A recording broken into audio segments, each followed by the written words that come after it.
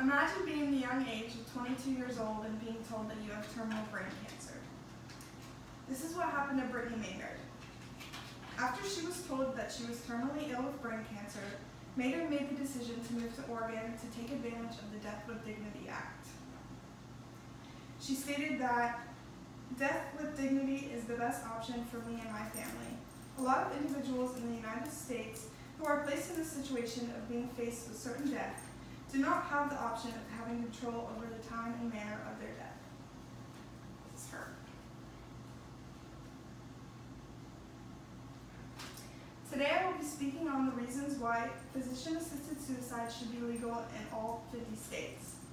By the end of my speech, you will have learned valuable information of what these individuals go through while having no control over the time and manner of their death, and will allow you to sympathize with these patients.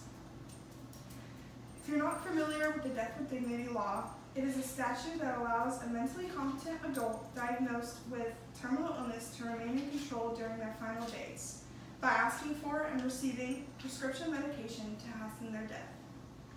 My three main points in my speech are: terminally ill patients should be able to decide the time and manner of their death.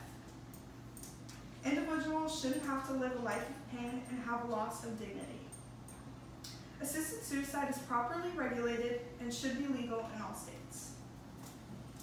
Now that I've stated my three main points and informed you on the Death with Dignity Act, I'd like to address my first point. Terminally ill patients should be able to decide the time and manner of their death. These patients have a limited time to live. They should be able to have control. In Oregon, 91.6% of patients said that the Death with Dignity Act gives them a sense of control back into their lives. A competent terminal ill patient should have the right to the option of assisted suicide because it is the best interest for that individual. Terminally ill patients should have the right to die with dignity. Now that I have informed you on why these terminally ill patients should have the right to die with dignity, I will move on to the life of pain and loss of dignity that these patients experience. When diagnosed with a terminal illness, these patients are essentially promised a life of pain, which is terrifying. Assisted suicide gives patients an option to endure their end without the unnecessary pain.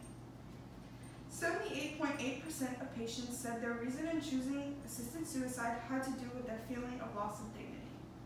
Though this legalization would give patients their dignity back. Assisted suicide is properly regulated and should be legal in all states. Some people have concerns that assisted suicide is too accessible, but that is not deemed true. To be eligible for assisted suicide, you must be 18 years or older, diagnosed with a terminal illness that will lead to death within the next 6 months, and must be competent and able to communicate healthcare decisions. It is possible to properly and effectively regulate assisted suicide as various other countries have done. In summary, I want you to remember these facts. In Oregon, 91.6% of patients have said that the Death with Dignity Act gives them a sense of control back into their lives. 78.8% of patients said that their reason in choosing assisted suicide had to do with the feeling of their loss of dignity, and that regulation of assisted suicide is effective.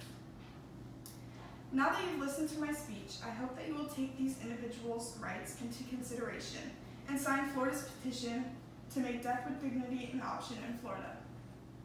If that is too much to ask, I urge you to empathize with what these terminally ill patients are experiencing.